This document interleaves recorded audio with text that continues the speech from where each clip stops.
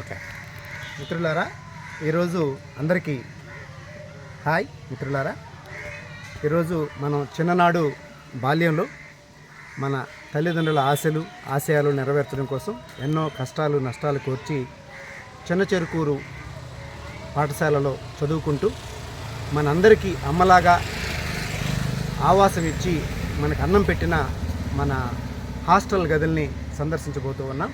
ఒకసారి మన హాస్టల్ ఈరోజు ఎలా ఉందో చూడండి. ఒకసారి మన హాస్టల్ అంతా లోపలికి వెళ్ళి పరిశీలించి చూసి వద్దాం.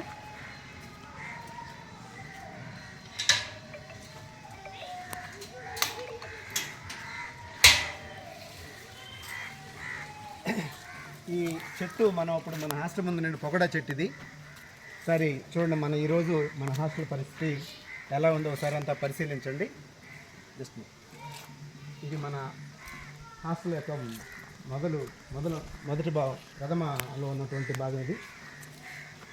ఆ వైపు మన హాస్టల్ యొక్క టైం టేబుల్, ఎవరెవరు ఏంటి అనేది ఇక్కడ మనకు కనిపిస్తూ ఉంది.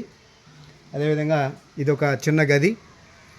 ఈరోజు దీన్ని స్థానికులు ఏదో పశువుల కట్టేసుకోవడానికి ఉపయోగిస్తూ ఉన్నారు ఈ హాస్టల్ని.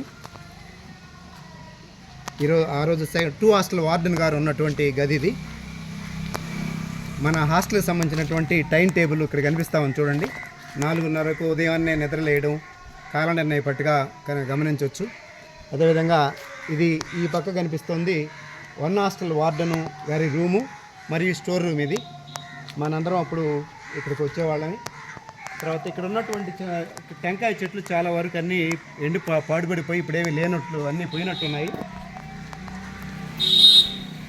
ఇక ఇది దొరువు వైపు ఉన్నటువంటి భాగం ఇది. ఈ గోడ పక్కనే అప్పుడు ఒక దొరువు ఉండేది. అప్పుడు మన హాస్టల్లో ఉన్నటువంటి టెంకాయ చెట్లు దాదాపు ఏమీ లేవు ఇప్పుడు.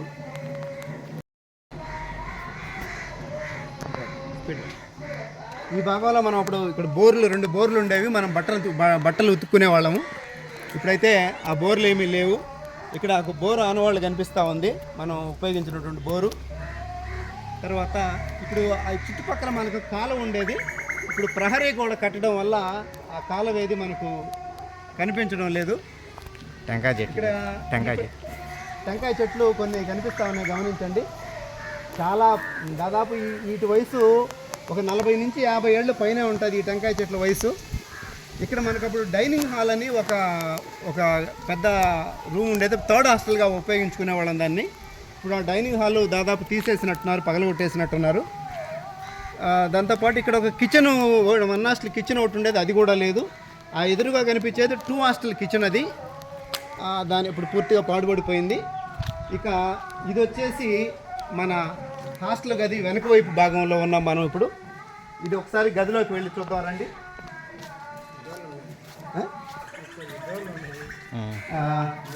చూడండి, ఇది 2 హాస్టల్ ఉండే విద్యార్థులందరూ ఈ గదిలో ఉండేవాళ్ళు. పూర్తి స్థాయిలో కాకపోతే రేకులు మాత్రం అలాగే ఉన్నాయి, కానీ ఇక్కడంతా స్థానికులు కొంతమంది పశువులు కట్టేసుకొని దానికి ఉపయోగించుకుంటూ ఉన్నారు దీన్ని. ఇప్పుడు చూడండి ఒకసారి గది స్వరూపం ఎలా ఉందో.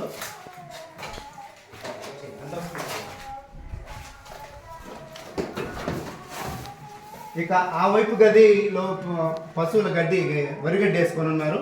ఇక 1 హాస్టల్ రూమ్ ఈ మధ్య గది ఇది మనం వెళ్ళేది, దాదాపు చీకటమయంగా ఉంది. ఇటువైపు చూస్తే పూర్తిగా గడ్డి వేసేసి బ్లాక్ అయిపోయింది చూడడానికి. ఇంకా రెండో వైపు ఇటువైపు కూడా అలాంటి పరిస్థితే ఉంది. ఇది ప్రస్తుతం మన హాస్టల్లో ఉన్నటువంటి పరిస్థితి. ఒకసారి బయటికి వెళ్ళి చూద్దాం.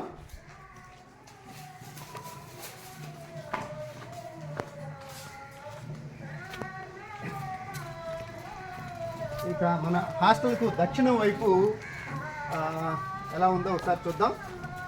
అప్పుడు మనం అంతా తిరిగి ఖాళీ స్థలం ఎక్కువగా ఉండి ఆడుకునే వాళ్ళం. దక్షిణం వైపు పూర్తిగా చెట్లతో నిండిపోయి అక్కడక్కడ కొన్ని టాయిలెట్ రూమ్స్ ఉన్నాయి, అవి కూడా పూర్తి స్థాయిలో పాడుపడిపోయినాయి. మనం అందరం ఈ వైపు కాలువ దూకా చాలల్లోకి వెళ్ళేవాళ్ళం అప్పుడప్పుడు మనం. ఇప్పుడు పూర్తిగా చుట్టూ ప్రహరీ కూడా కట్టడం వల్ల ఇక్కడ ఏమీ పోయే అవకాశం లేదు. ప్రస్తుతం మన హాస్టల్ పరిస్థితి గురించి ఉంది. నా పేరు రాజా. ఈ మిత్రుడు నాకు ఇక్కడే చూడడానికి వచ్చినప్పుడు మిత్రుడు కనిపించాడు. మన క్లాసులో అంటే మనకంటే జూనియర్, పేరు రాజయ్య. మన హాస్టల్లో 2 హాస్టల్లో కుక్గా ఉండేవాడు దాసు అని, ఆ దాసు గారి కుమారుడైన మన వాళ్ళ ఇల్లు కూడా ఈ దొరువు పక్కనే, మన హాస్టల్ పక్కనే ఉండేది వాళ్ళ ఇల్లు. సో మిత్రుడు కనిపించి నన్ను గుర్తుపట్టి, మిత్రమా నేను మీతో పాటు చదువుకున్నాను మిత్రమా అని నన్ను పలకరించాడు. చాలా ఆనందం వేసింది.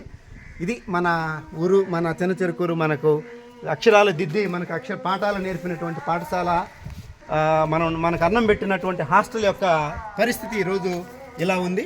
ప్రస్తుతం ఇక్కడ ఈ బాయ్స్ హాస్టల్ ఎదురుగా ఉన్నటువంటి గర్ల్స్ హాస్టల్లోకి షిఫ్ట్ చేయబడింది. దాన్ని కూడా ఒకసారి సందర్శించి ఆ వివరాలు కూడా మేము ముందు ఉంచుతాను. థ్యాంక్